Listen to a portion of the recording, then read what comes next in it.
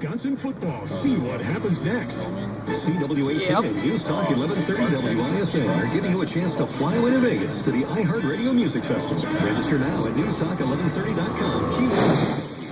Oh, we have to do it again. You can't see it. I'll have to do it like this. Brought to you by CWAT.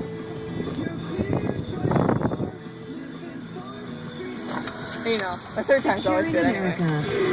Especially concerned about near collisions involving airliners that aborted landings. It's not too bad. Suggesting that when two planes are departing at once, air traffic controllers shouldn't clear another plane to land.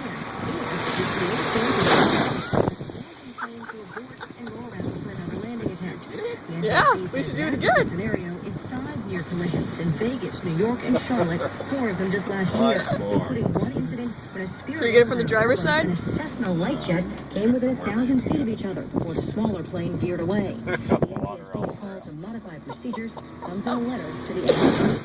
Lisa Brady, Fox News Video. Fox 6 forecast. Accurate, dependable weather information you can trust. Here's the latest from the Van Horn!